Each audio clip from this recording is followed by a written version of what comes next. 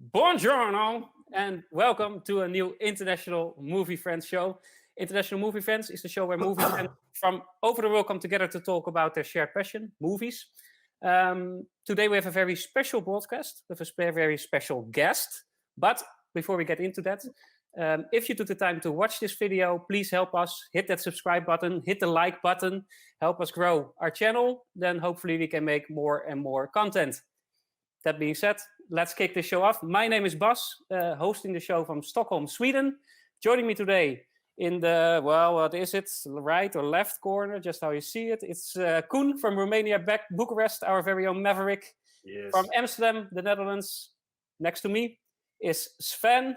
Yo. And in the left corner down is our very special guest of today. It's Claudia, Italian Swiss descent, true cinephile, minor in cinema studies. So yeah, we are very honored to have you in the show. Welcome, Claudia. Thank you. I'm really honored to be in this International Movie Friends recording tonight. Very good, very good. Well, with you on the show, we thought it would be fitting to dive deep into the world of Italian cinema.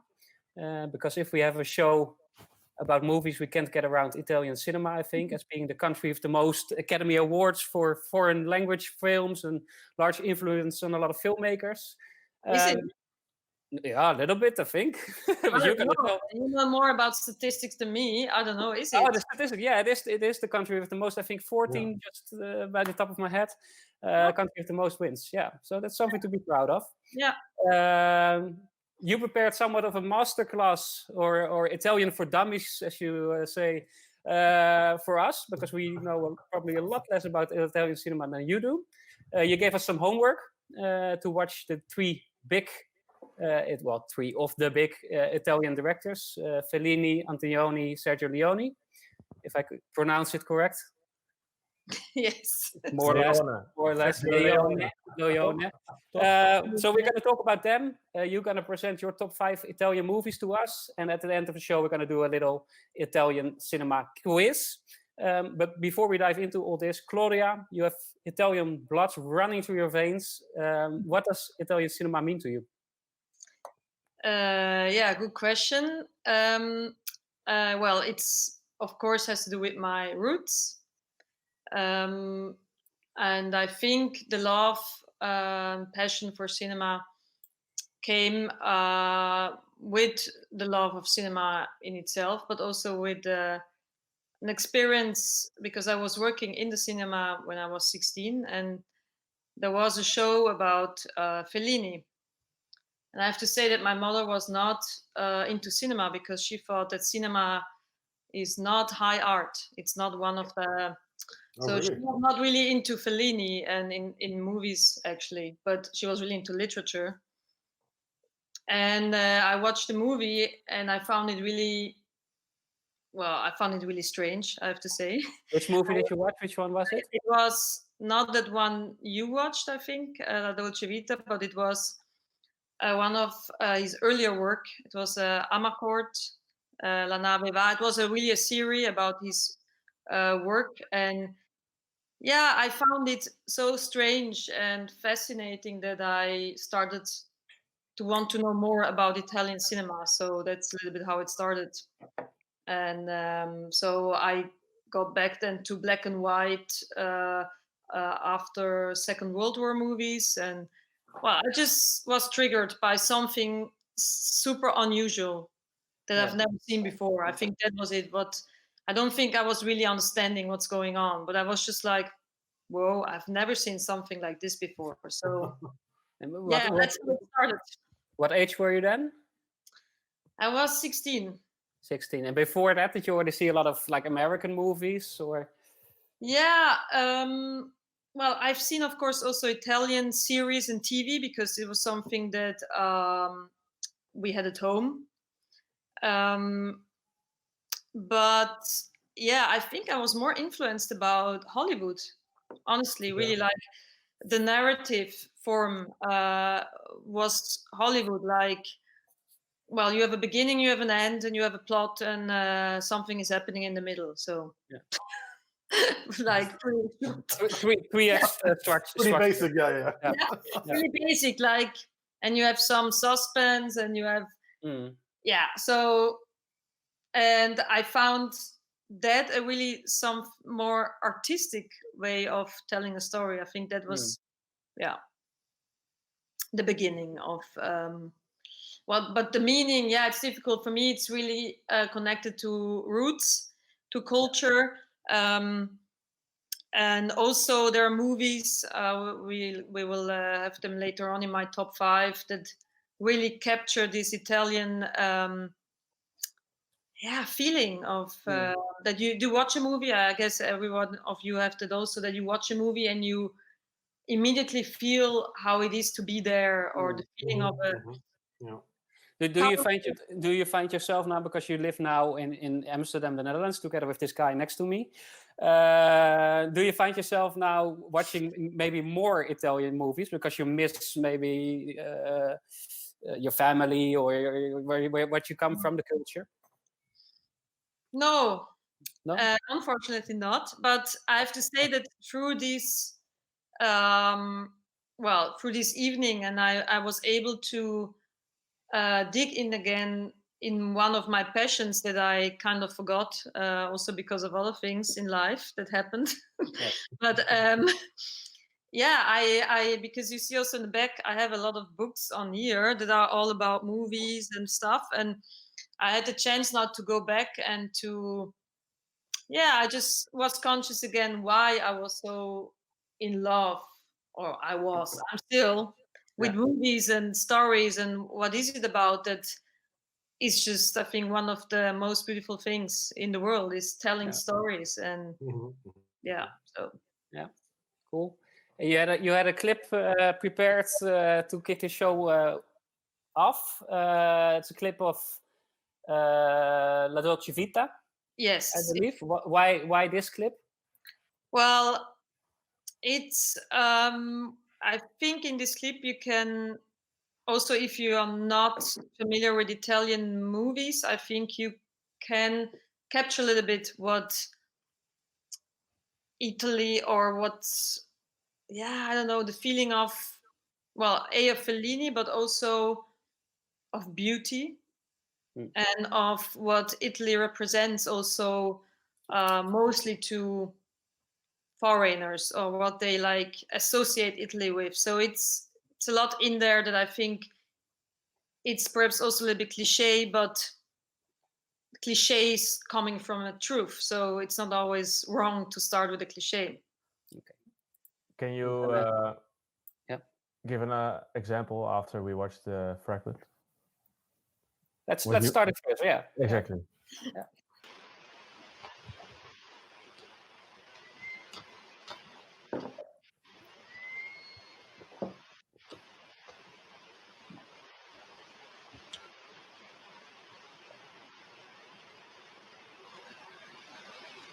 Marcello, come here.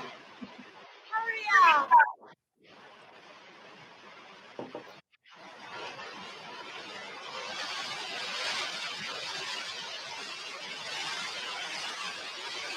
Sì, Silvia.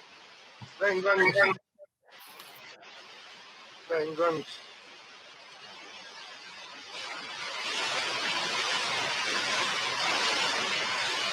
Ma sì, ha ragione lei, sto sbagliando tutto. Stiamo sbagliando tutto.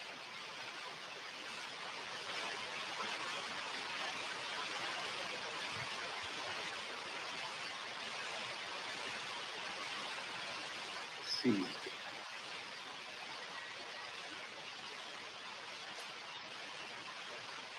Silvia, ma chi sei?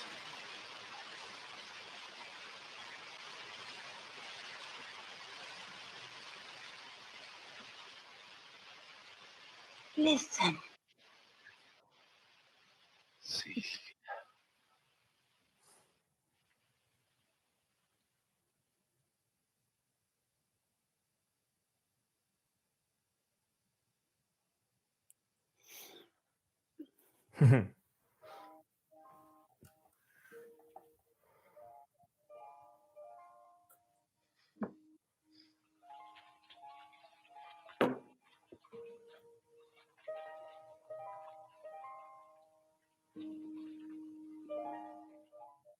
Yes. Yeah, so what you really see, and I just seeing it now again, I think what it's capturing really good, it's if you don't know Fellini, but also seeing Anita Ekberg, she's a really curvy woman. I think something you noticed as well. From Sweden. Sweden, yeah. Sweden. Yeah.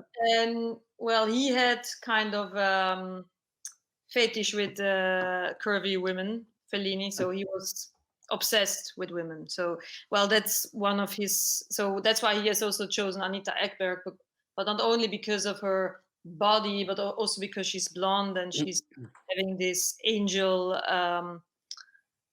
kind of symbolic also in this fountain. And what I found also really for Fellini is this. It's a magic moment. I mean, I don't know if you've been in Rome, but this fountain is never like this. There are like millions of people. Okay, yeah, it's famous for the tourists, yeah. So it's the magic of something unrealistic. Also, there is this guy standing there with the bike. The pizza. I think with the pizza above his head. Yeah, so it seems like something really normal, but it's totally unrealistic, the whole scene. Like, so... And of course, the Marcello, well, you've seen the movie, Bas, so I think we can actually go straight to your experience, because I guess it has been one of a kind. Yeah, you can say that. To introduce it, we got some homework, the three of us. I got the homework to watch La Dolce Vita from Fellini. Sven got The Good, the Bad, and the Ugly from Sergio Leone. And Koen, you got Blow Up from Antonioni. Yeah. And the coincidence will be that we all watched La Dolce Vita here in this group. Yep. I presume. Koen watched it, yep. I watched it. So yeah, I think it's a movie we can all talk about. So that's nice. Yeah. Okay. Well, let's kick it off. I watched it this week. Where to start? I made some notes to know for sure that I hit the right notes. But to start with, this I know very little about Italian movies. I watched I figured out now that I watched 2 Italian movies actually. La Vita è Bella, which I loved, which is in my top 10 movies of all time maybe.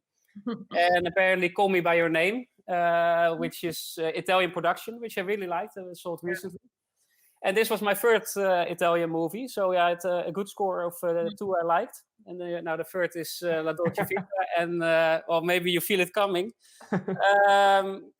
This movie left me frustrated. This movie left me frustrated. I always say that for a movie to be good, it has to make you feel things. And a lot of movies do that. A lot of movies can be entertaining, a lot of movies can be good, but a real good movie has to make you feel things. This movie made me feel things, but I'm not sure if it's a good thing. No, I'm interested because I'm going to share my thoughts, and that's why I my notes, so I can really. I got frustrated. So the days after, I started thinking like, okay, what is it with this movie? What is because I like to know why I feel something about it, and then I started thinking about it.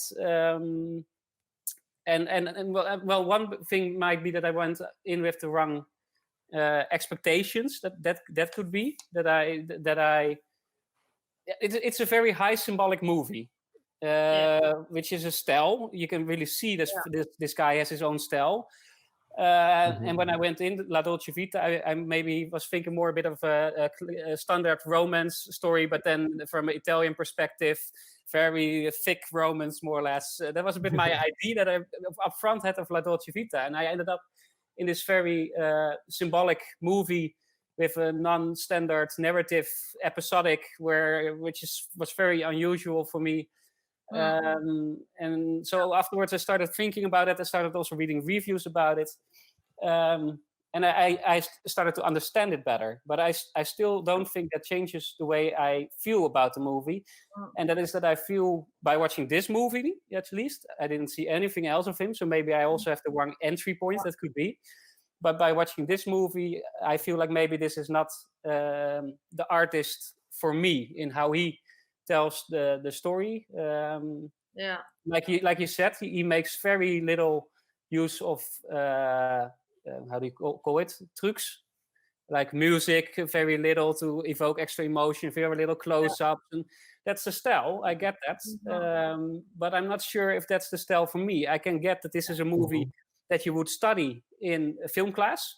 I totally get that, and I would like to go back to it actually now that I've seen it one time and I know what it is and for what I should make it. I would like to see it again and study it in that way, but I don't think I will personally get a lot of enjoyment out of it. I don't think it's a bad movie. I think it's a good movie, but I don't get enjoyment out of it. Anything more I have to say on that matter? What also confused me a bit is because now that I've seen it, I thought like, okay, it's an art house movie. I like art house movies, but not all. It has to be your taste.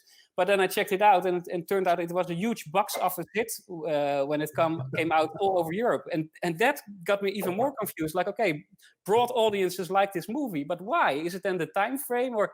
So I'm still left with questions. But maybe you can. What year was it again? It's 1960, I believe. It was 1960, yeah. What did it make you feel unsatisfied? Was it also the end? Was it that you had too many questions about what was the meaning of the director with the movie? Because that I can kind of imagine. I had quite some same feelings about it, but I was not frustrated about it. I was frustrated about it. Like I could see that it's not a bad movie, so that I found frustrating because I didn't enjoy it. Simple as that. Like I didn't get anything out of it by now watching it the first time. I'm someone for story, and for me the narrative didn't work. So it's not maybe not my art form. Like I can see a movie. But it just didn't work for me. While I could see in a way that it's a good movie, so that made me frustrated. Like, okay, why is this not? What is it with this movie that it doesn't happen for me? And so I started asking those questions to myself and digging into those questions. Like, okay, why is it that it doesn't work for me? And then I started. I already in the beginning of the movie, I already noticed like, hey, there's not much music. That's something different. And then I started thinking more about those things and also reading some reviews, and I thought like, now I start to get why I'm actually missing something for me here. Yeah. And cool. And that was the music, you mean? That's one, the music. Two, he makes deliberately the choice to not have, for example, if you have a dialogue that he deliberately doesn't go from close up to close up, switching shots, but he often has a two shot, a bit from a distance. So he deliberately creates the distance between you as a viewer and the character, and that's a deliberate choice, and I can respect that. But for me, that makes that I didn't connect with it, with the whole material. I totally understand, but I think this is exactly what he wanted and fits to the narrative, because I think we come to a discussion that perhaps for all the movies you need, if you don't know something about the culture and about the history, and then it's difficult to get, like the first scene is already such a big scandal in Italy. Nobody wanted to see this movie. It was such a scandal. There is this scene with this party that was not possible in a Catholic country, Italy. No, he was demonstrating like Catholicism. You see this helicopter coming in with Jesus. This is I remember that. Now we think, but this was shock. What is he doing, man? This guy, he's going against Catholicism. What's up with this party? I mean, this also is in those times, of course, that year already. So these are all taboos breaking, and I mean, this movie, he had so many bad reviews in Italy. It was like, back then, what is it? This is not acceptable, but more on a conventional level, Yeah. So before he was like, oh, he's so artistic, and because he was making other kind of stories, and these stories also, of course, critique on a class in Italy that then was established, and it's about Rome. Something we also can talk later on, because there's also another movie that is taking the same kind of city as center for a big story or stage. So yeah, I think it's difficult, and I totally agree. This movie is something that is probably studied in every cinema study, but with giving a lot of background information before. Yeah. Exactly. Yeah, That's a good point to say. yeah. I don't know if I don't know, Koen, how did you like it?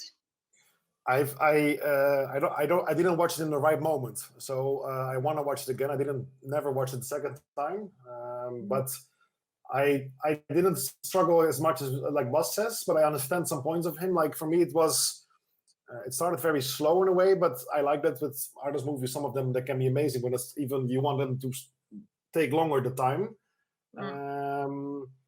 But I also I left a bit the feeling that I still expected more, but I think it was because I had a very different expectation from it. I bought it for a friend of mine because I had this really romantic image about this movie, and it didn't live up to that expectation I had before. So that was the problem. I think before I went in it wrong. I think exactly what he's playing about. Huh? He's playing with, of course, no. And I think you say La Dolce Vita. That's totally ironic, of course. I mean, sense that's not. When we talk of Dolce Vita, we think literally of lying on the beach and having a cocktail and it's a good time. Yeah, exactly. Yeah, that's also happening there, but of course it's not like. And also what you experience when you say it didn't anything do with me. Actually, I think that's great, Bas, because that's exactly what you also wanted. Because these people are empty. There's nothing. I get that. Yeah. So you're experiencing this emptiness, this like boredom of we have everything. There's nothing left in life. So, but maybe, but if I may, I think the theme is really philosophical, poetic, nearly, because you can judge it as Claudia said, like really straight, or you can make it a bit wider. Is life on Earth in the end empty, superficial? What is love? Because Anita Egbers is coming and say, "What are you looking for? Love, love," and like almost hilarious. I read this between the lines, like it's a statement of philosophy, poetic about what the meaning is of life.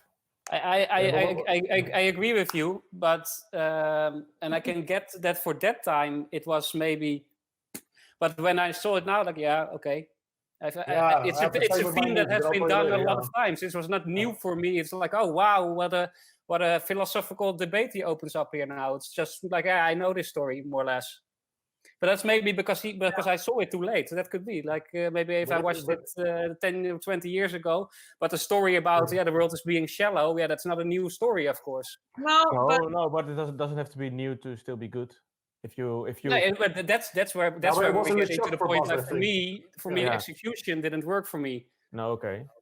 I get that it's a good movie, but for me, the way it's executed, a different kind of movie probably would have worked better for me. Not to say that it's not good, but it's like having painters, like some like abstract, others like surrealistic. I think if you take it in this time, you should better watch like Anna Bellezza. I think that has a better effect. I think on you. I don't know. It's the modern version of La Grande. Yeah, it's the modern version of it actually. Yeah. But I think again, I really think you need. I mean, the first scene. Did you laugh, Bas? You thought it was funny or not when you saw? You see, but this is. I found it a cool scene. What I did think is like, okay, it's a scene of the 60s. I did find it cool that they had a helicopter shot, like from the air. That I found cool. I felt like, okay, that's cool. That's cool. Maybe I can see where this movie is going. It has some development. Yeah. Yeah, but you didn't see the symbolic behind it. The symbolic of, and that's why I just think it is important to know, let's say, their stories, they're really universal, right? Like, and I think this story, there are things you can understand. Everybody can understand, okay, he's doing this and this, but I think this kind of symbolic things and this irony and how he's showing this this class, this upper class, it's something that is probably only possible to really understand or found funny, because I found it funny. I found it ironic.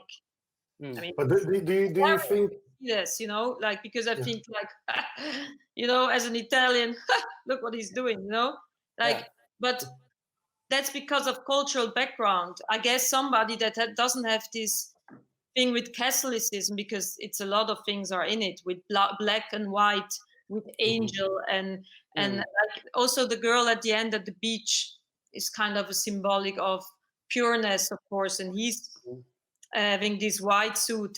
He's normally not having the white suit. He's normally having the black suit. That's all little things, and how you say, it's a lot of symbolic that you have to understand. And if you don't understand, you probably less appreciate, or you think like, yeah, okay, so what is he doing? Yeah, You have to read. You have to read a lot between the lines in this movie, I think. And that can be the charm of it, or in this way, it's or you'll get irritated, which is also at least an emotion. Exactly. Yeah, but you might be right. I think the theme maybe I actually don't like too high symbolic movies. I feel like okay, if it's Star art house, Lord of the Rings. No, but that's why I was a bit surprised that it became such a box office hit, because it's a high symbolic movie. Yeah, but that's mostly art house movies. Yeah, that's true. But I think also what's interesting, well, you could also say that, I mean, there's some definition why a movie becomes a cult movie. That's most to do with things that are coming out of the movie. So the whole name of saying of Dolce Vita was coming after this movie. So he introduced the term of Dolce Vita, how we use it today. The same is with the name paparazzo. Yeah, I read that. Yeah, funny. It's the same. And La Dolce Vita is a jumper with a collar. Okay. Winter jumper. In Italian, it's called un dolce vita. There's cold like a sweater, I think you call it. Yeah. Huh? Yes. No, I think a cold sweater or whatever. Yeah, it doesn't matter. The thing Steve Jobs was always wearing. Yeah, Steve Jobs was yes. Exactly. So I think, you know, this is mostly a sign that the movie had a big impact on. I can get that in the time frame. Yeah. So I understand that now probably it's difficult, but I think with a lot of movies that were scandalous in a period of time, it's difficult nowadays to imagine, like, what's so strange about this, like, because I know we talk about the other movies, but I think that's a big difference between European and American movie in this period, because the American movies had a lot of codex and guidelines how movies had to be, otherwise they were not even showed at the cinemas. And European cinema was in that sense much more progressive and alternative and independent, and that's how American in the end then got influenced by this kind of movies that were different, because they were so kind of closed and kind of narrow-minded in the way they tell stories. So true. But don't get me wrong. I think it's an important movie to be made, because it's always good when filmmakers do other things, because it can inspire storytelling. It can inspire people, and I can see that this is absolutely a good movie. It's just something that I probably won't get enjoyment out of, but I can appreciate for the quality of it. Yeah. What did you enjoy about the movie in the end, Bas? Was there something you enjoyed? Scenes or Uh, something. Really thinking.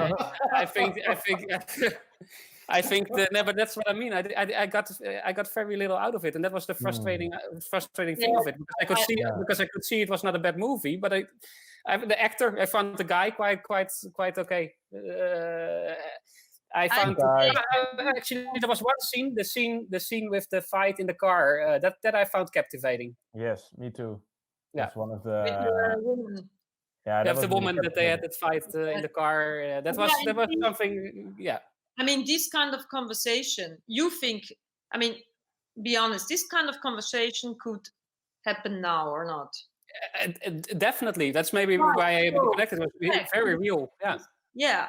But it's from the 60s. It's like 60 years ago. So, and he's really progressive because he's denying his conversation is like, what he's out of his mind. What's happening with this guy? He's married, he's with other women. That's not allowed.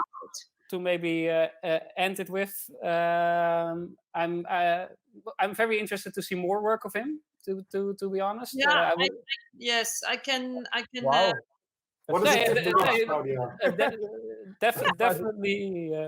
Actually, wow, yeah. Surprising conclusion. Yeah, but I have to say that, and that says also a lot, because this was a box office, and the next movie we're going to talk about as well, and this is not the most Fellini-esque movie of him. I was reading about it because I thought like maybe I should start at an earlier point to get used to his style. Now I know what to expect. But I read about La Strada. Is that a movie that I should get into? Yeah. I don't know if you. Now I know what to expect. Now I know what to. I mean, should we give him advice first to watch La Grande Bellezza, which is not from the same director, but it's similar. It's like a remake. Well, because if you ask, if you still can see Fellini's hand in recent movies, then I think La Grande Bellezza is a great movie. Because without saying something unholy, that movie made for me a way bigger impression than Dolce Vita. Okay. Yeah. Also, because of what Sven said, the thing before, like with reading between the lines, which is a lot in certain art house movies, which I also like to discover and find out, and maybe watch it again and then read about it. Yeah. But I didn't read anything about La Grande Bellezza, and I heard from a friend, just watch it. I think even Sven, you said it, or Jochem, and I watched it, and I was like, I was shocked. The whole movie took me away from the start to the finish. In the beginning, I was super uncomfortable, and then I liked it a lot, and then it was I really. But now we're talking. Movie you can watch from time to time again, and I think you can get new things out. But let's move on now first to the next one. I think. Yeah. And that is Antonioni. Yes. I'm gonna share screens. First, gonna show a little trailer. Sometimes reality is the strangest fantasy of all.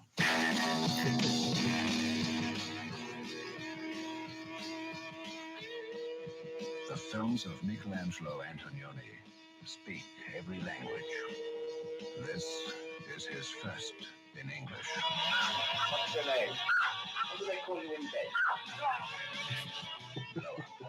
Starring Vanessa Redgrave, this guy really and Sarah Miles. Lower is the most critically acclaimed film of the year and winner of 2 Academy Award nominations, including Best Director. 3 even, I think. Antonioni's camera never flinches. Which band? Murder. Yardbirds. Give it taste. Get back. Hey, this one. Dazzle and the madness of London today. Yardbirds, man. You are an eyewitness to what's happening in a world where the beautiful and the bizarre take on new forms. Your reaction in one word. Scared. Okay. Now you can elaborate on it. We have an expert, so I watched it with my girlfriend, and let's say when I saw last week, I first saw the trailer because I wanted to see what for movie it was, and the trailer for me, like we just saw, I was like, wow, this is interesting, this is cool, nice. Yeah, that's what I also think when it's here. Yeah, and then I saw the movie, Let's build it up, because I thought about it a lot, what to say, how to phrase it, and there are a couple of things that stick out for me. The funny thing for me was when it began. I was thrown off a little bit, and I for a second I thought, hey, this is like Stanley Kubrick or something. Like it reminded me something of his style in the beginning, the first 10 minutes or something, I think. And also expected like a guy like Michael Caine to walk in the door in that area of London, you know. And I didn't particularly enjoy it, I will be honest. Or Claudia. Already laughing. For me, the acting of the main actor, Hemmings, what's his name again? David Hemmings, I think. Yeah, wasn't particularly good in my opinion. With some moments that I found it quite annoying.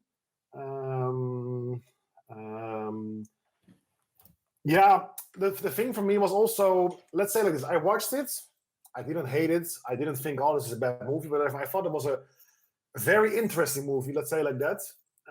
And then I needed to read more about it to get a better opinion about it, because I didn't understand it fully, I think. I'm happy that you all start to read about the movies. Yeah, no, I don't have this. Like, for instance, I remember that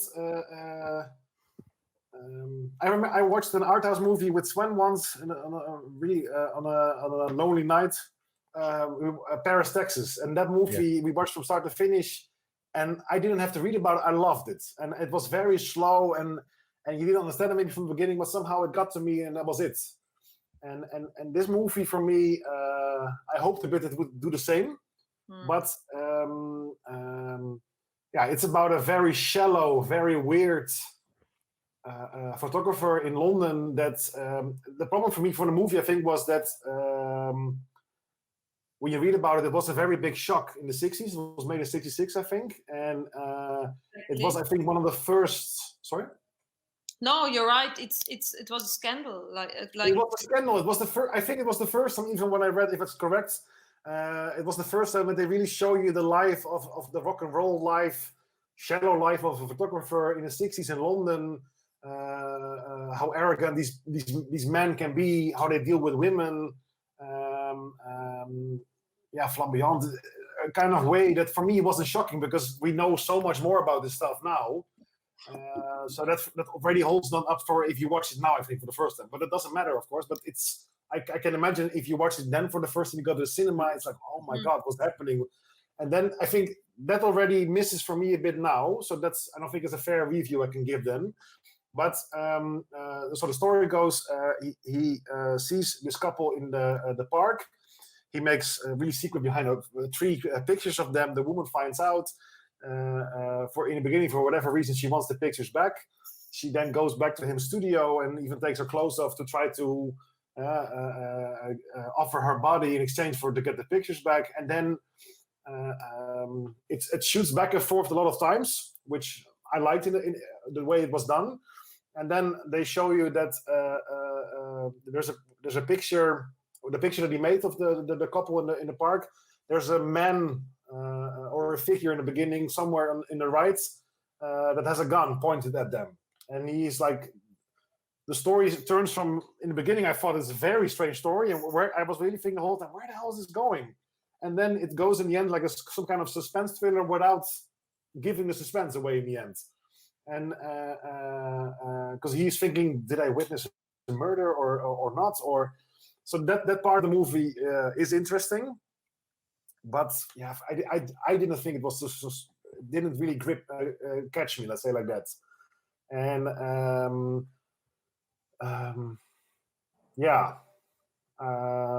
Maybe I need to watch it again to understand it more after reading more about it. I'm very curious what Claudia. You also see it? Sorry? You have seen it, Koen. Sven has seen it. Bas, you also? Or not? No. Okay. No. I've seen it. I can remember that I had problems with the beginning of the movie to get into. I was really complaining, like, "Oh my God, what is this movie about?" Yeah. I also had that. And at some point, I was like, after half an hour, I was into it, and then I was really triggered, and I was really like, amazed by the power of the the suspense in the movie. Really? About what happens in the park and how did he do it. Yeah. Okay. But it's not like amazing movie for me, like high end top 10 something like this. But I can remember I really enjoyed watching it. Yeah. Okay. Yeah, well, I think the special thing in this movie, also we have to put it in context again, because it was the first English movie of Antonioni. Before, he was doing a trilogy that artistic wise was much more elaborated, and I think much more groundbreaking when it comes That's the thing, the whole time with the shots, also with when he had the 4 models and he framed them a certain way, then I can understand. But for me, the suspense and the real story aspect of it, for me, was not that mentioning, like, worth, like, that you think after, like, oh my god, what a good movie. No, So I maybe mean, artistic side is a bit more interesting then, but I mean, I call the silly park a bit for me, like it's really silly setting, a boring park with one plant in the middle, and he made a really excitement storyline about this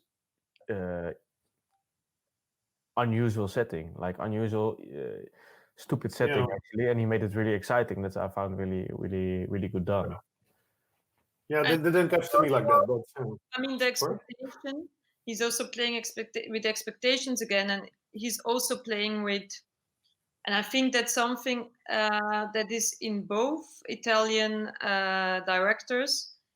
And the Dolce Vita, I think, is a little bit earlier, but I mean, it's a little bit the same kind of class in a different country. It's the swinging 60s in London. And the movie has become a cult movie because he was so good in capturing this mood of this time. And I think what's that was good done, actually. Yeah. So yeah. And true. what was special also about it is the expectations, because it starts like, we see this photographer, and then the thing with the with this murder that we don't know if the murder happened. That's something. That's for me. I didn't get. For me, that wasn't the best part of the movie or the interesting part at all. So that's strange, because also what you read a lot. For me, actually, when I saw the beginning, I had the same thing as Sven. When you see that group of people with the schmink and everything, the makeup, they were walking, you were like, what is this? It was a bit like Monty Python in the beginning. You're like, what's going on? What's going to happen? And then it shows you this guy driving in his Rolls Royce through his studio. And then I liked a lot that he has this first shoot with this strange, a bit dirty model. And then he takes his clothes off and he says, burn it. And then he goes to the other shoot completely shaven and whatever. And then he does the thing with the framing of the models. Yeah. That for me was really interesting. And I thought, okay, where is this going to go?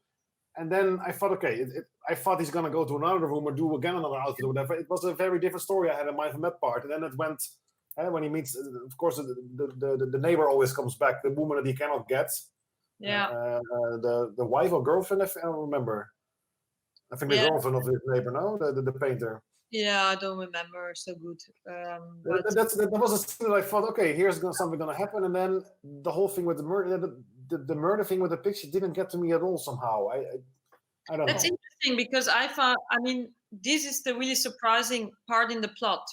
And this is the surprising thing of the narrative, because it's ending with something we don't know. And it's also about, of course, you have the voyeuristic part in it, because he's a photographer, you're watching, you're seeing things. Then at some point he becomes a witness of something he doesn't know, right? It's murder or not. And then he doesn't know what to do with it. He's not even really doing something about it. And that's that's for me the problem. Like, for me, this is like a movie about a shallow guy.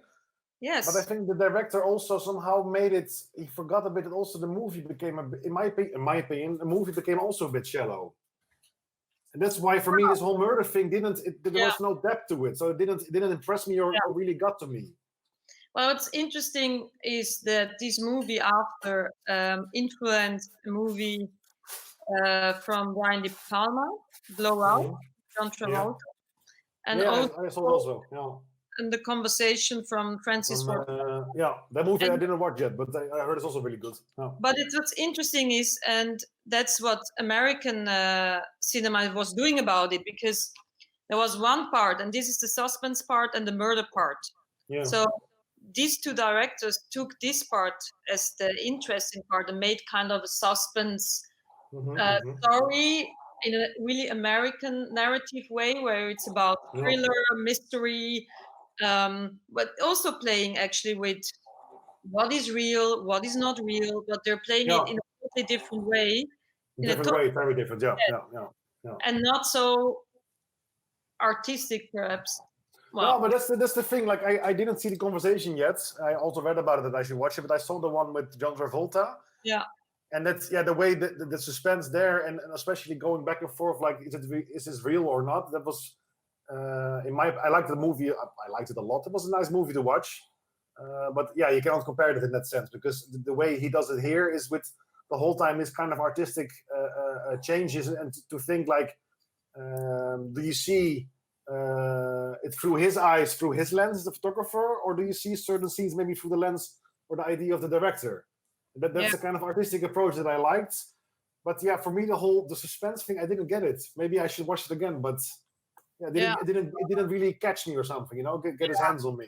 Yeah. Well, it's also said, and that's why sometimes the masses are not always the one that have the good taste. I'm not saying that because it's a box office. It was a box office like La Dolce Vita as well, and I think although Dolce Vita is a great movie, I think Fellini had other great movies or more elaborate movie. And here the same. This is not Antonioni. I heard it was his worst movie. What I critics say. Yeah. Then I get a bit back at La Dolce Vita. What the trouble was there? What I had is like what I also felt like. What is it? Is it a conventional movie, or is it an art house movie? It felt for me there a bit in between. I'm not sure if that's also for this movie, but it felt a bit like I couldn't qualify it completely also as an art house movie. I couldn't find the right... I think this movie also, Claudia said, is better, I think, but I think also because of the shock, and that it was the first time that you could get this kind of insight into a lifestyle of a certain guy like this. I think it was also more for the broader audience in those times than I think now, maybe. No. Yes, and I think also a big audience has always can enjoy this movie in many different ways. So and it's older, and also Fellini's other movies, they are really artistic, and Antonioni as well. And I really, we come to the top 5, but I really recommend to see his earlier trilogy, because you see what I mean. Blow Up is actually the end a little bit of his artistic career, because what he was great in, he was great to show loneliness and feelings of the protagonist through pictures, but in a really architectural composition of images and colors. So they had like really symbolic, and it's just beautiful to see. So, and I think, Claudia, is it typical, at least for that time? Because I know of later Italian movies, it's a bit different, I think.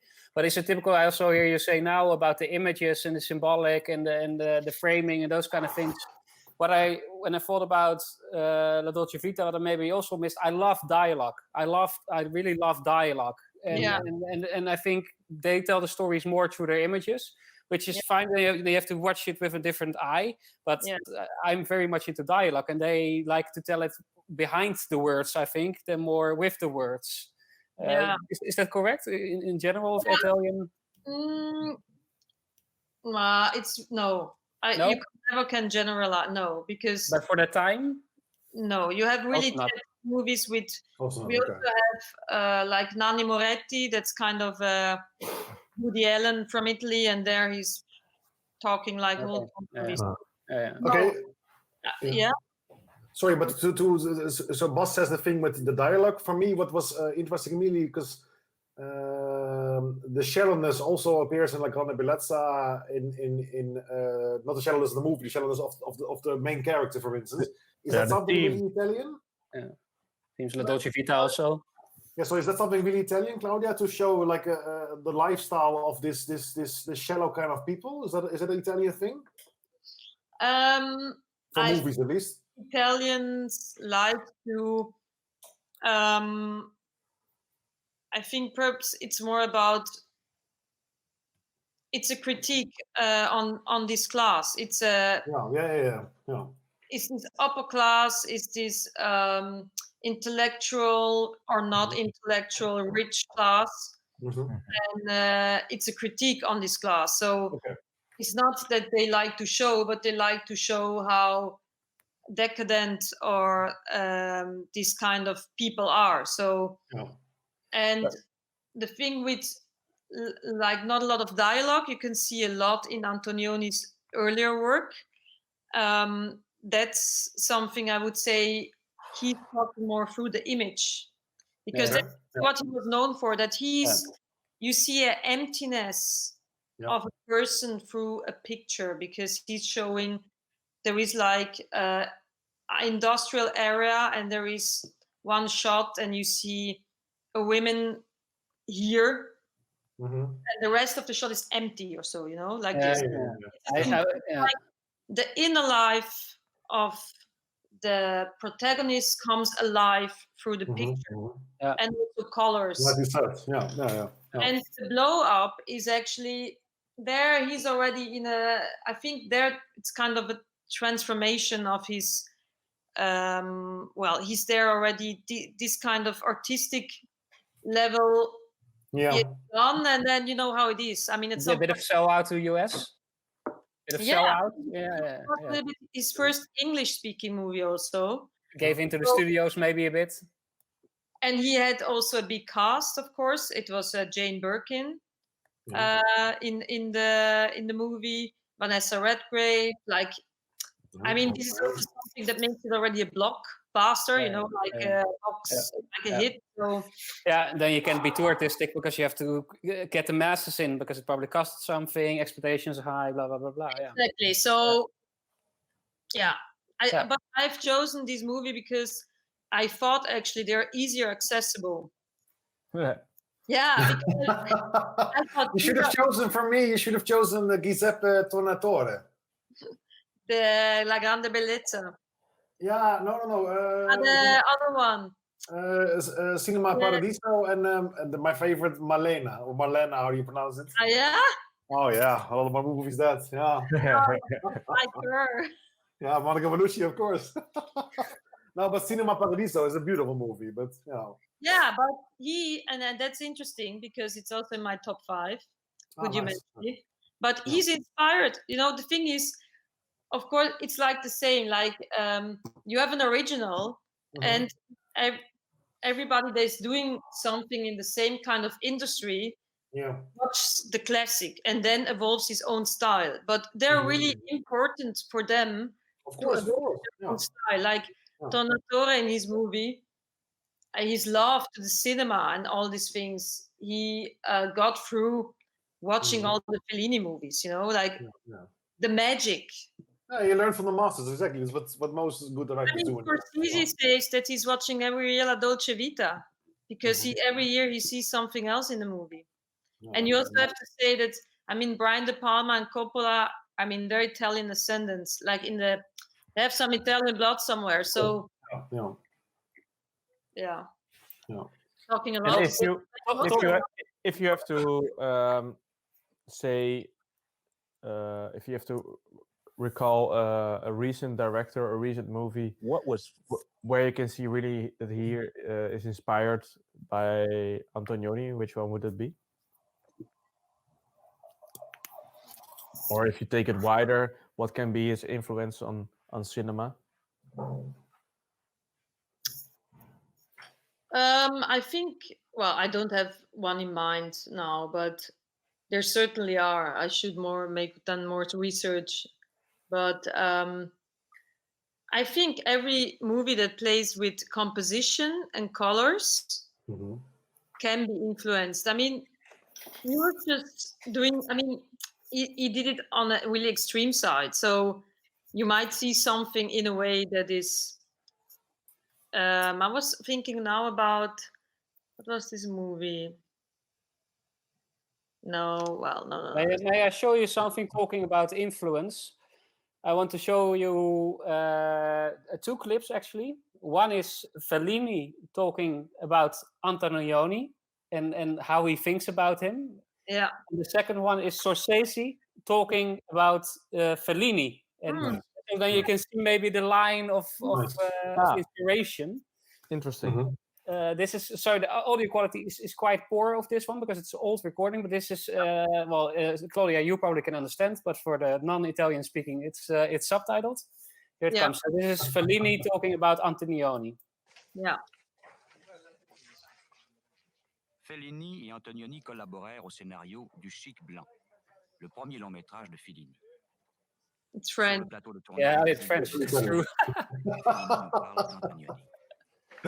Fine answer. L'amicizia che per lui non mi impedisco di dare un giudizio obiettivato, cioè non mi faccia avere l'amicizia. Più molta stima di Michelangelo, sia come artista come conservatorato, come uomo. Cioè la cosa che più mi piace, mi entusiasma di Antonioni è la sua costanza, la sua coerenza, cioè è un autore che ha sempre cercato di essere fedele al suo tipo di cinema, imponendosi a volte anche non soltanto contro le imposizioni sempre un pochino costrittive della produzione, ma imponendosi con una, veramente ripeto, con una fedeltà a se stesso, certe volte perfino commovente, imponendo il suo cinema anche a un pubblico che per anni non ha voluto seguirlo, non ha voluto sapere.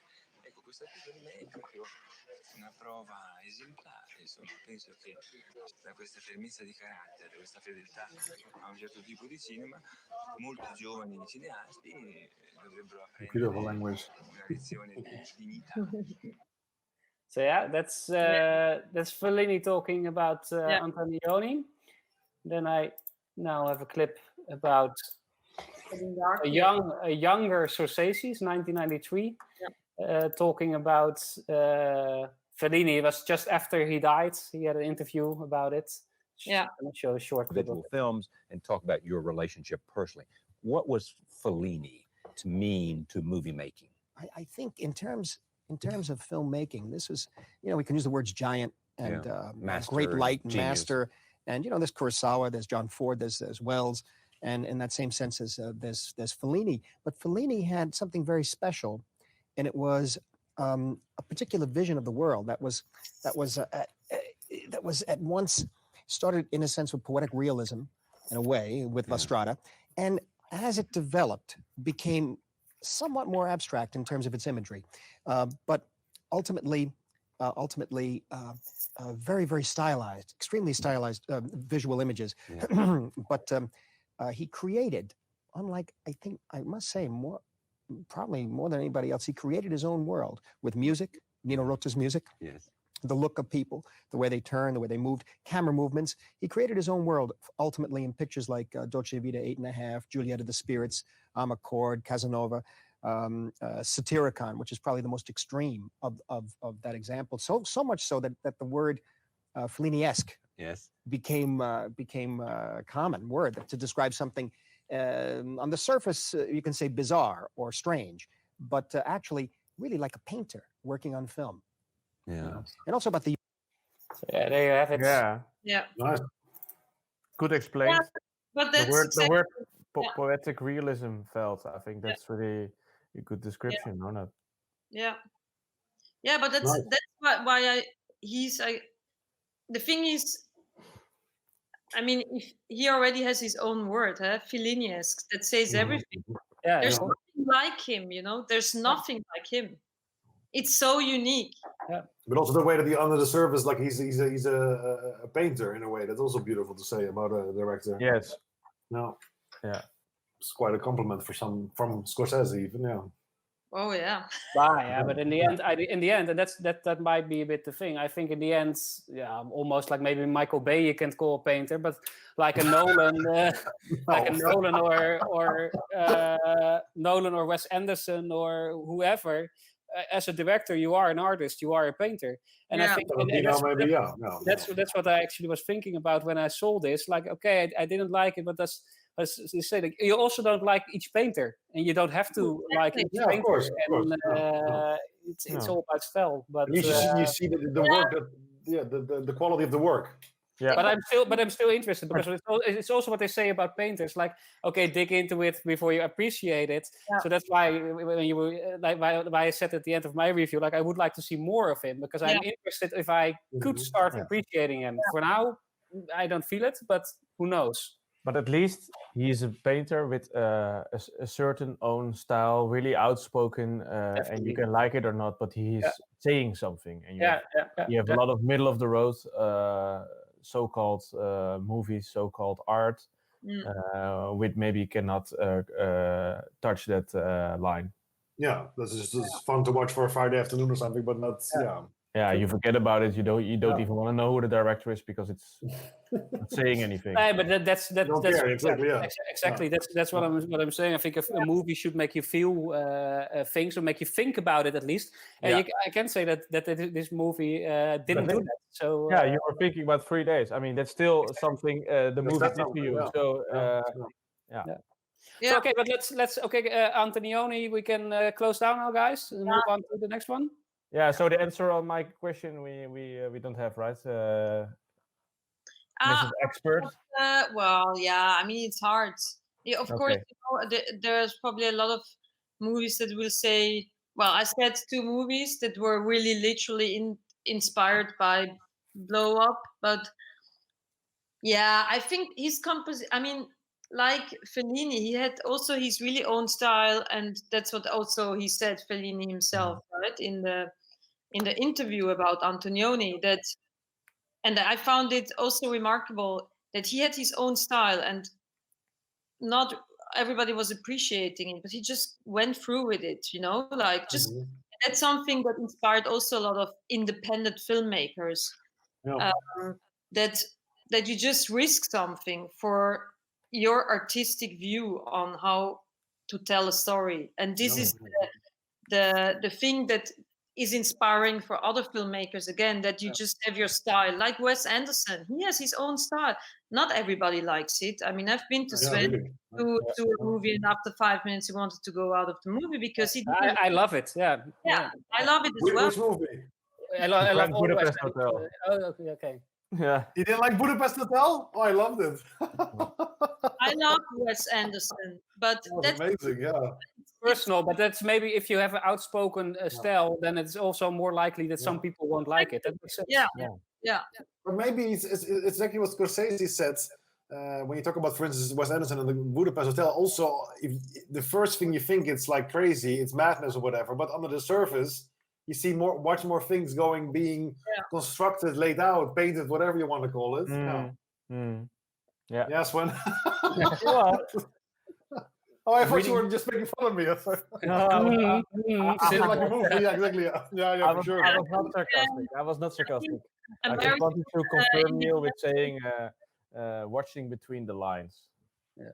Reading between the lines. Yeah. What you want to say, Claudia? I wanted to say that American independent movies might be also a good subject to talk about. Yeah. Okay, guys, that was Antonioni, and let's move on to the last director that was selected, and that's, if I pronounce it well, Sergio Leone. Okay, Sven, you watched the movie. It was the movie The Good, the Bad, and the Ugly with Clint Eastwood, if I'm right. Also, okay, well, we're gonna watch a very short trailer first to give a bit of a taste of the movie. Listen to the music. Yeah, it's classic. I didn't see the movie, but the music I know.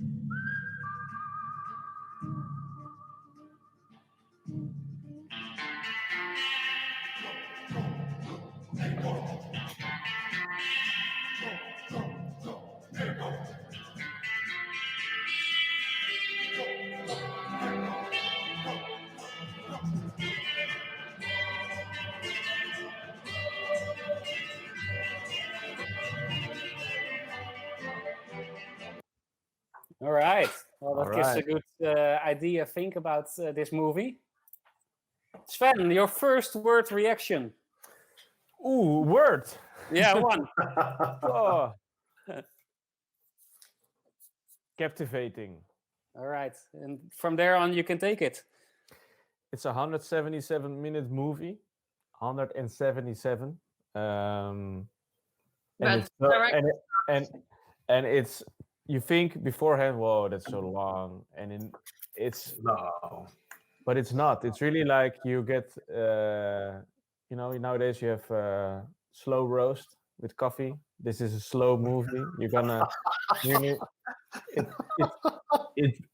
it brings you in, and it's you will be in another world because it's the music, the landscapes, the shots, and the actors are bringing you without any problems to the end of the movie. And it's not like that there's a super interesting storyline, I have the feeling, or the theme of the movie is really deep. Well, there are some elements you can call symbolic, that he's the good, the bad, and the ugly. That's kind of you can recall it to the Bible in some way if you want, and who's winning and who's losing. I was not doing that, but I think you can have a lot of interpretations. Like everyone who's watching it can have another interpretation out of it. But what I really liked the most about it is that he's bringing you slowly to another world. You know that the climax, what they're building up, is coming at the end, but it's still exciting what's happening, and that they have a really, for the time, a really good way of editing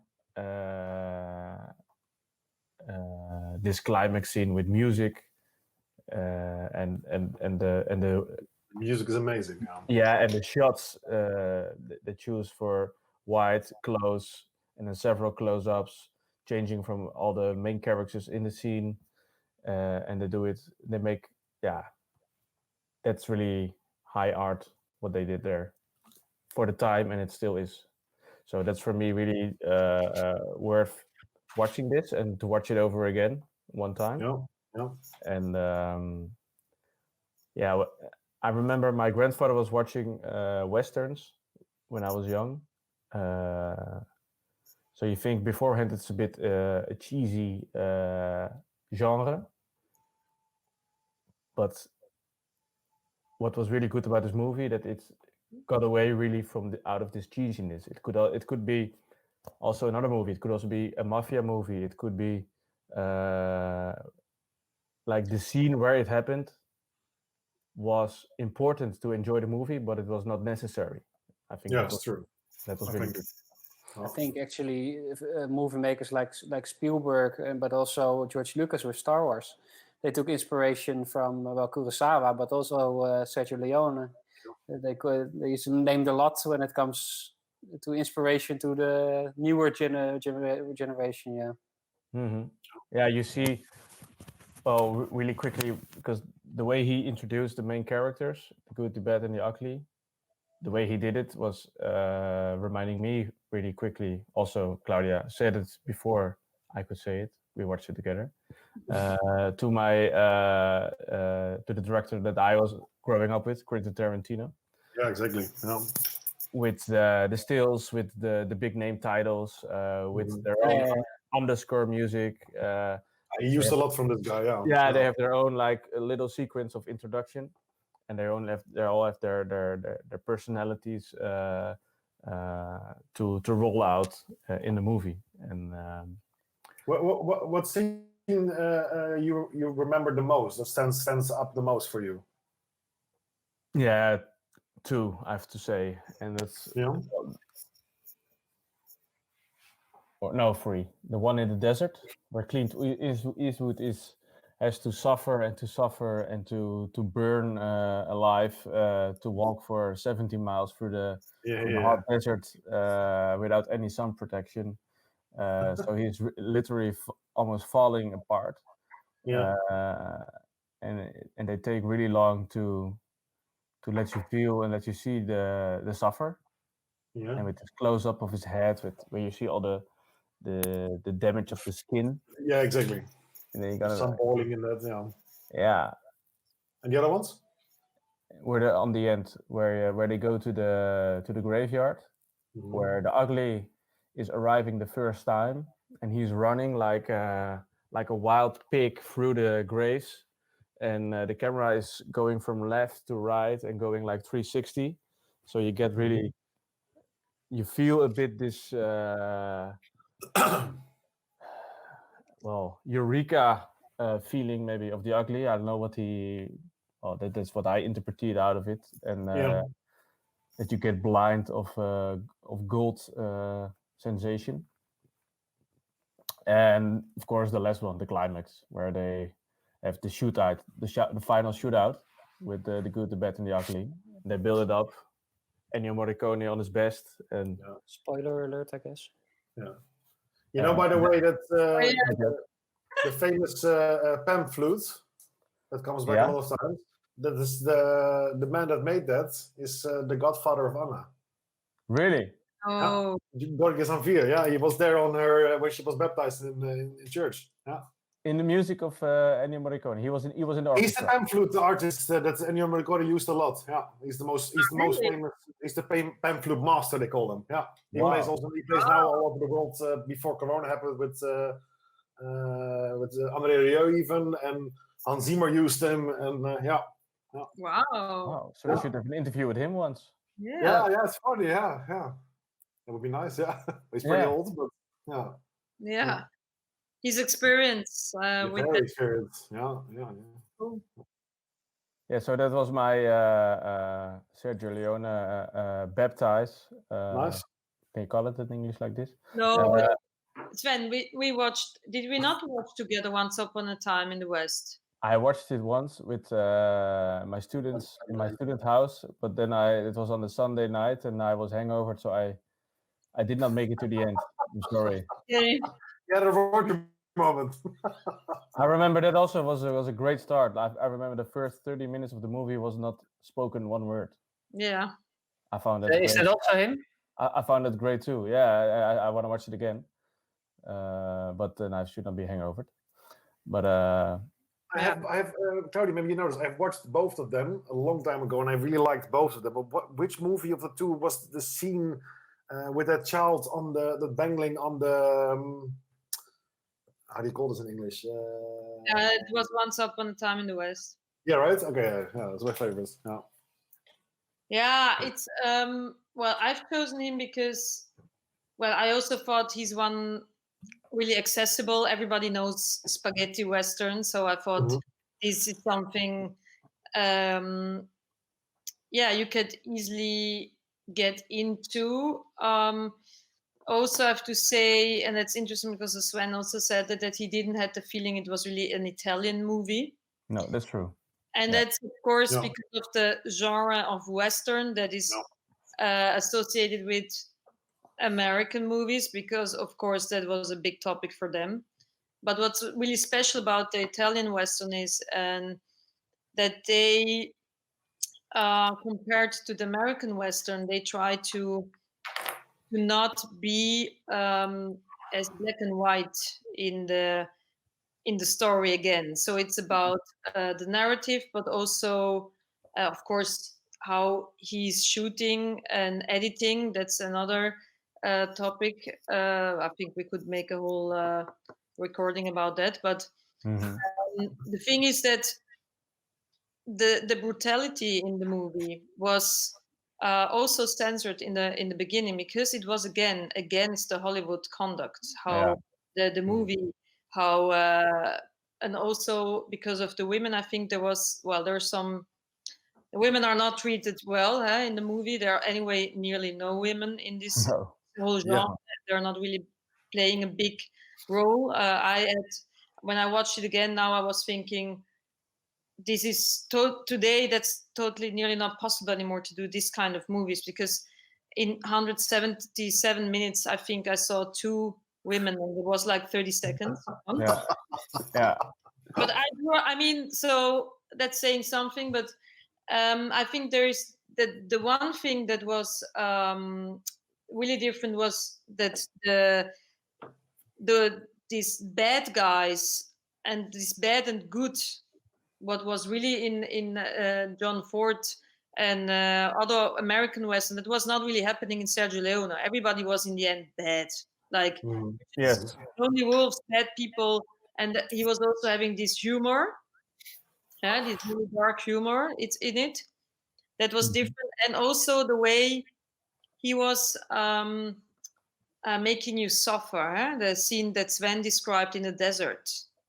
And here comes some Italian symbolic and Catholicism back, because Sven said, yeah, you can make some parallel to religion. So because you could say, yeah, he has to suffer, like Jesus. So he has to go through the desert, and he lets you suffer as well as a audience. You go through with him through the desert until the end. And yeah, I think that's something that American try to more idealize the thing of conquering the West in the Western movies. That's something that European or spaghetti Western did not do. Another thing, what's interesting, I think, is that probably you know that for what is it? A handful of dollar, fistful of in it? I don't know in English. Fistful of dollars, I think. No. Well, it's a trilogy, huh? The Good and the Bad and the Ugly is the third movie of a trilogy. It was I don't know in English, in Italian, they're always different, the titles.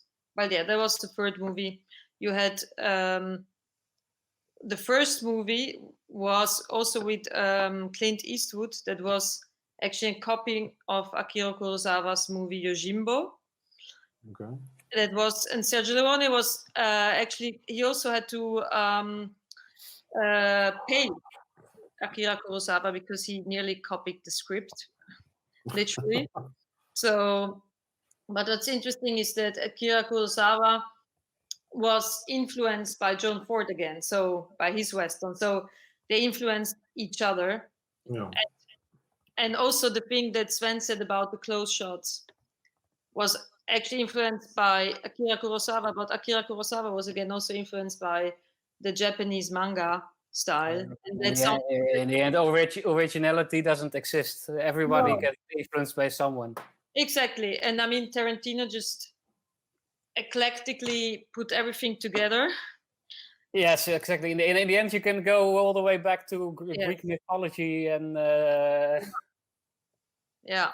Can you take a comparison or link between this movie and a way newer movie like There Will Be Blood from the Coen Brothers, for instance? Which the one? Suffering, the loneliness with the priest. Was the one with the one that was shooting down everybody? Is it that one? No, that's No Country for Old Men. This one was the one after, with the priest that became obsessive. This really brutal film. Yeah, very brutal. With a small child and the loneliness, also in that oil field, and also in the West in a way. Yeah, I don't know. I mean, I think the legacy of Sergio Leone is actually seen a lot still, like because his kind of style of editing and also shooting is just so contemporary in the end. He's also really fast, and with the music, and although there is some really, it seems like to be slow in how the storyline is moving forward. In his cuts and what's happening with the music, he's really progressive. Like, but yeah, I don't know. I mean, I guess there are a lot of movies that are influenced by him. Like, exactly. See, like everybody's copying, is taking some things out of other movies and doing his own kind of. Yeah. Yes. So Sven, Sergio Leone for you a success? Was you gonna want to watch more of him? Yeah, I would like to watch Once Upon a Time in the West. Definitely. You watched that? Oh my god! Well, I did partly watch it. Yeah. Okay. So I want to watch it now completely. And yeah, let's start with that. No. And you, boss, have you seen it? No. No.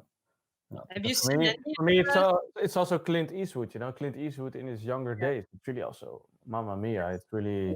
He never really appealed to me, because Clint No? Eastwood. No, No? because I never saw much of his movies because his face. Nah. That's very interesting because I think Is that big? what Claudia was saying, the kind of the sarcasm. Did you describe it like that? The humor, Yeah. the dark humor. yeah. He's also acting like that. You know, with he's really like Yeah. doing this. How can you describe it? Stoic science. Yeah, but he's acting a bit apparently the same way that he directs now. If you hear Tom Hanks talking about how Clint Eastwood directs, he has the same vibe, like off you go now. Like it's some kind of weird thing. Yeah, only he can do that. Yeah. But Bas, you didn't see any Western, or? I saw. I think that qualifies. I always thought I didn't like westerns, so for that. Yeah, I thought the same. Yeah. Really? So, because I watched all this like. How more- come? I love Western. I only watch good ones. Yeah. As I said, I watched the cheesy westerns, like the cheap budget things. But which ones then? Yeah, I don't even remember the name. But this is different. This is a different level. This is not only a western. There is, as I said, this could be also a different kind of movie. Talking about westerns, I watched, and that's where I did think like, okay, maybe I would like westerns. Butch Cassidy and the Sundance Kid. Oh yeah, I really liked that. Yeah, I think I've seen this. Also. Which one was that from? From who it is? Yeah. Director is George Roy Hill. Oh, good. I know. I think I haven't seen that. I watched it also when I was young. I liked it. I really liked it. Yeah, it's with Robert Redford and Paul Newman. Ah, yeah. Oh yes. Robert Redford still looks the same now. So, but yeah. Yeah.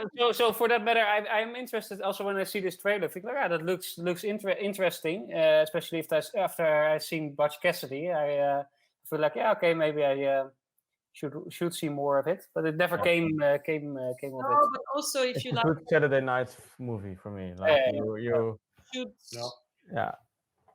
Because that's where it's coming from. Yeah. Good. So Sergio Leone, for you, a good tip, Sven. Yes, definitely. All right. So that wraps up Sergio Leone. I got better light now for the people that could see that I was almost disappearing. Let's continue with the top 5 of Claudia. Claudia, which 5 Italian movies do you say like those are so good, everybody should watch them? Okay, I start with the oldest one. It's a black and white movie. It's Bicycle Thieves in English, from Vittorio De Sica, 1948. It's a neorealistic masterpiece. Really, it's one of the movies, like Dolce Vita, I guess, but I really think it's yeah, okay. It's certainly a movie for people that are studying movie, of course, but also if you're interested to know, like also Ken Loach, by the way, you know Ken Loach as a director. He's yes, I know him. So he's inspired still by neorealism. Neorealism means that it's a post-war stream. Now, how you say not stream? Well, yeah. So, well, after Second World War, so in Italy they did movies just with people on the street. They didn't have they shoot on location. There was no studio, and the thing about this movie is that also here it's the unconventional way they tell and narrate the story. It's narrating a story without telling everything, like but to be brave enough to have gaps in the story. So open ends, and with people that are like authentic and on the street. So, and this is something that was taken over by independent cinema in Europe after by the French Wave, by the Nouvelle Vague. Everybody was inspired about experimenting and doing something else than, let's say, a conventional storytelling. So, okay, so the name of the movie one more time. Bicycle Thieves, Vittorio De Sica, 1948. That was your number 5. Number 4? Number 4 is actually I recommend 3, but let's put it. It's the trilogy of Antonioni. I already told before. You should watch L'Avventura, La Notte, and Il Deserto Rosso. In English, I think it's probably Adventure, The Night, and The Red Desert. It's his most artistic and elaborated work, where you can see that colors and places are, well, stunning visual compositions that tell story about the protagonists in a psychological milieu, and yeah, it's. I really. Do you need to read about it before? Is it wise to read about it before you start watching them, to understand maybe more the concept or the time frame or? Well, it's still the 60s. Yeah, it could be interesting to read, of course, about Italy in the 60s. Industrialism, because that's one of the topics. But, well, if you have seen this, the record with the International Movie Friends, I think you're prepared to go. Then we go 77. I have another movie, Italian movie, that's number 3, from Ettore Scola. It's again with Marcello Mastroianni, by the way. This is also in La Dolce Vita. Okay, that guy. The one thing I liked. Yeah. I love it. They're everywhere, posters and cards. Yes, on the wall. I'm in love. He's a good actor. Yeah. I really, Marcello and Clint are my big loves. No. So whatever. It's Ettore Scola. It's by the way, all these movies I tell you now, like the Bicycle Thieves won, I think, the Oscar for Best Foreign Movie. Also, La Giornata Particolare also won the Best Foreign Movie Oscars. And there is also Sophia Loren in it. So there you have 2 big stars. Whoa. And it's about, we're talking about fascism. It's a really simple story about 2 people. And it's modern because he has a really progressive view on the women and the role of the women already in that time. And also he's having his kind of, let's say, note on homosexuality. And that's all wrapped up in a really touching story. And this in 1977 in Italy. So it was really progressive how he told this story, and it's really touching. So yeah, so that's number 3. My number 4 is we're going now. Yes, right. We're going up, right? Yeah. Yes. It's Giuseppe Tornatore. Kuhn has already spoken. Yes. Il Nuovo Cinema Paradiso. Well, this is a movie. Everybody that loves movies should see this movie because it's about the love for movies in the movies. It's really yes, and it also, and that's really, if you want to see an Italian movie and what kind of feelings Italian lifestyle or Italian attitude to life can evoke, I think this is a good movie because it's nostalgic, and like being nostalgic is something that is really cultural rooted in Italy, like talking about the past and how good it was. And nostalgic, maybe also melancholic, or not that much? I think melancholic is already more being more sadly reminded on something. That's not the case. No, I think it's more well. You can it's a thin line between nostalgia and melancholia. So, well, it's probably up to you how you experience that. But I think it's a beautiful movie, and it's about a filmmaker that's going back to his old village, and there he founds his old friend, and if I remember right, and he had a small cinema in this village. So it's. So one more time. What? Sounds really interesting, and also really, I think, really Italian theme. Yes, it's about going home in a village, and it's small, and you have the like this Italian small village. You probably think of Italian small village, like this picture in your head. So I remember the boy so much, the little boy. Yeah, so you saw it, Koen. So you think it's worth watching it, right? Yes. It's one of, I think, I watched only 8 or 10 Italian movies or something that I remember, and this should be in the top 5 definitely. Yeah. One more time, the name of the movie? Il Nuovo Cinema Paradiso. I don't know if it has the name. Googling, guys. Yeah, in English they call it Cinema Paradiso. They put on the poster. Okay. Yeah, that's easier. No, it's way nicer in Italian, and we ruin it by Cinema Paradiso. Yeah. All right. So your number 1 Italian movie must-watch favorite? No, well, I don't. Honestly, this is not a ranking, huh? Okay. La Vita è Bella. I just started from the end 40s and now go to now. So we have. That's I'm not. Don't want to prioritize. It's up to you. Well, I just took the newest. I think more. Watch the movie you have to watch is La Grande Bellezza. Yes. 2013. Yeah. Also, it's a new kind of wave, like Giuseppe Tornatore. It's 80s. Now we have 2013. Paolo Sorrentino. He also won the Oscar. By the way, the other one also.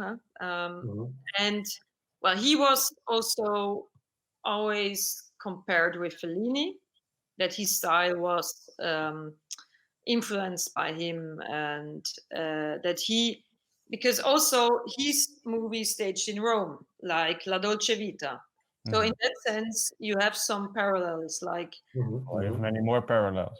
Yes, also the society he's showing and focusing on is the same, and it's also about this hedonistic lifestyle. So and the absurdistic visual elements of the big animals. Yeah. In that courtyard in the Colosseum, whatever you want to call it. Yeah, that is also referring to Fellini, right?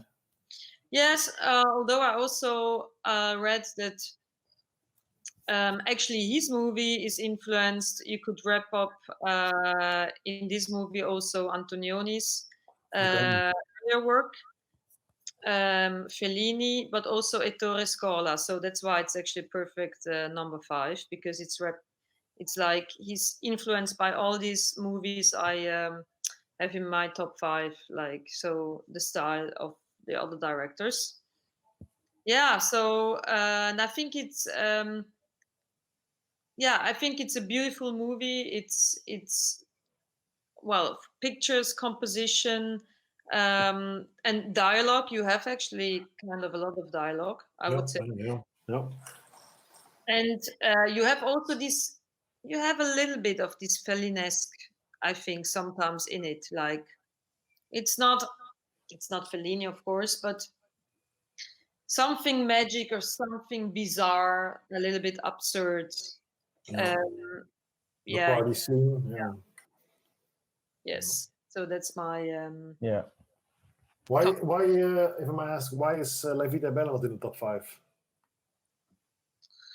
That's a really interesting question. Now we can have a good discussion. I'm very curious. Between Claudia and Bas. It was in the top 3 of other episodes of Bas and of me. So I'm curious. I have to say, I'm not the biggest fan of Benigni. No? No. I just Why? can't, it's just I can't stand him that long. Like, oh really? no, It's he's too much. But, or but, it, something, but it or- makes, in one way, that makes sense. He's a comedian, right? So you already know him from that, I think. It's the same like in Holland. There's some comedians I really don't really like. So if I would see them in a movie, I would have trouble with that movie too. Yeah. Like The the Curacao guy, yeah. Yeah, for example, Yandino. I really don't like Yandino. I don't No, find him I funny tried to at watch a all. movie. I put it off after 2 minutes. Yeah. Exactly. So that's an example. Like if he's in a movie, I don't even have to see it because I really But don't like the guy. I never saw stand-up comedy in Italian, but I saw an English half an hour of Benigni, and I liked it a lot. So that doesn't hold up with your argument, maybe then, Buzz. Yeah. But Claudia maybe doesn't. Yeah, exactly. Yeah. I like tell him, us, of Claudia. course. Tell us, Claudia. Well, I have to say I like the movie La Vita è Bella. I really think it's a good movie, but for me, this is not. Well, yes, it has. You could say, or you could argue that the way he's dealing with this whole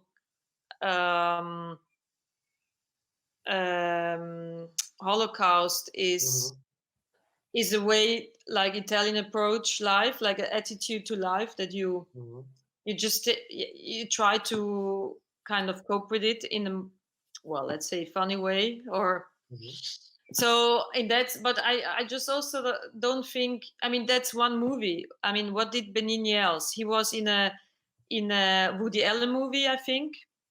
Yeah, a really bad one. Yeah. Yeah, okay, but that doesn't matter for this movie. He was in a movie with Tom Waits. You can have a one-hit wonder. You can have a one hit of brilliance Yeah, that doesn't get continued afterwards. That's true, but no, he was just not on my. Yeah, that might be. You didn't think it was impressive for a guy to, because I think he even wrote the story himself, or am I Yeah. Well, his wife is the other actress, and he out of the blue he makes his movie and he wins the Oscar. I think it's quite a story. Yes, but I mean, he's just, I don't know. I mean, he's also in this movie. He's talking English, or is he dubbed? I don't remember. I think he's Italian. Yeah, Italian. Yeah. I think. Yeah. So he's coming from Tuscany, and when he's talking, he has this dialect. Okay. Yeah, we don't hear that. No. Yeah. I can't. I don't like it. It's just like after half an hour, I'm like, oh. You don't like the dialect, It's really? like what I have with Clint Eastwood, more or less. Just go do your thing. What was like the dialect of Benigni is from what region? Tuscany. Oh, you don't like the Tuscany dialect? Oh no, yeah. It's just like. I love it. That's funny. And it's also a war movie. You don't like war movies, right? Well, I mean, there was an era. But I don't like war movies. Yeah, that's true. That's why you picked out. La Bella is not really a war Strange, movie. boss. Is it? No, yeah. I also wouldn't really categorize it as a war movie. That's why I like it probably, because I'm normally not into the very. It's more about. I think it's more about life and love and how to deal with. Just to conclude, perhaps this whole Italian cinema for Dummies is what you can see is that originality and a different way of thinking about narration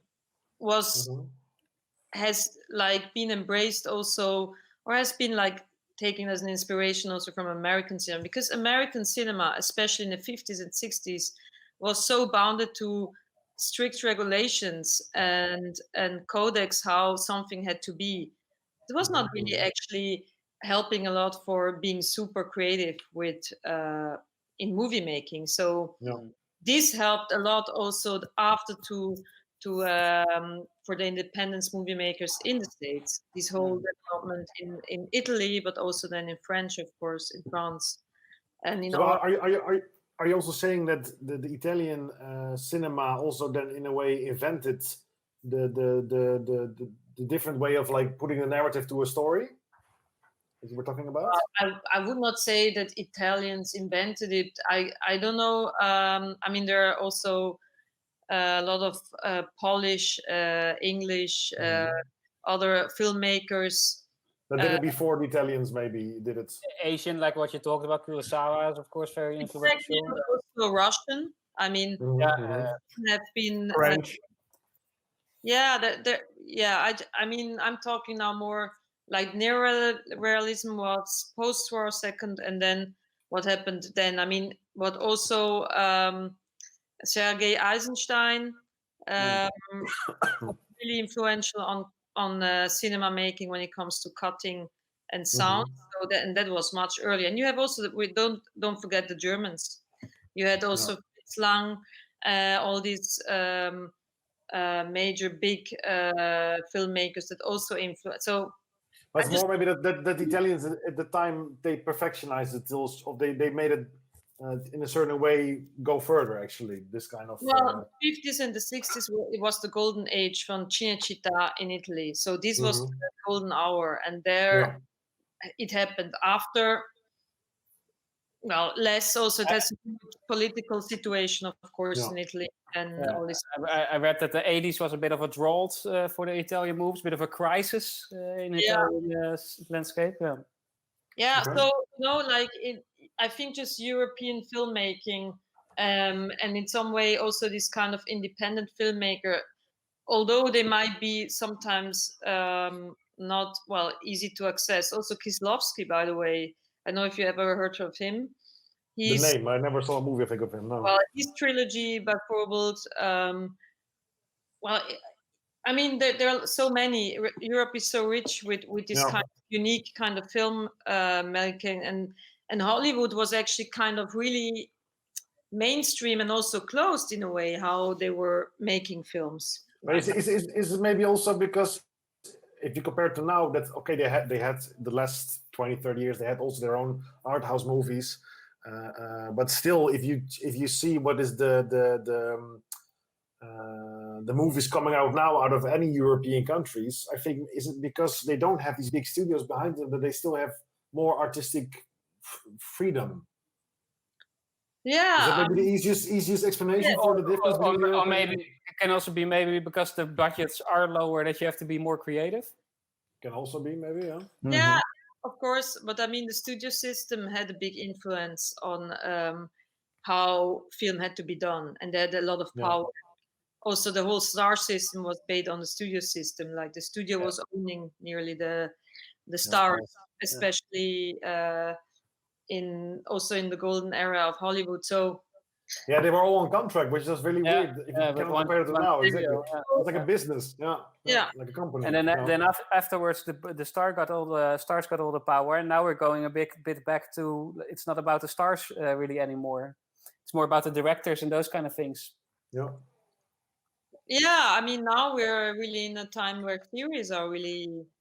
Yeah, and it's not anymore like also in the 90s with Brad Pitt and those kind of guys, like the really movie stars. Now there's like if you have Will Smith on your poster or Chris Hemsworth, it doesn't guarantee anymore. It's all about the franchise. Actually, it's the Avengers and those kind of things. It's all about franchise now and not about the star anymore. The stars are disposable, more or less. Yeah, it's perhaps more about marketing. Yeah, exactly. Marketing it for the Asian market, marketing it for the South American market, making movies that are generic that will work for all markets more or less, which of course kills a bit the creativity sometimes. Yeah. And especially in Hollywood, milk it out till the end. Yeah, exactly. And that's the comments like from Scorsese about those kind of movies. Yeah, I do get it. I do enjoy my Avengers movie, but I think there should still be room for also creative processes and more creative movies. And that's of course the danger as soon as everything becomes franchised, that those movies don't get made anymore. And that's what you see a bit now, I think. Yeah. What kind of movies won't be made anymore in this era?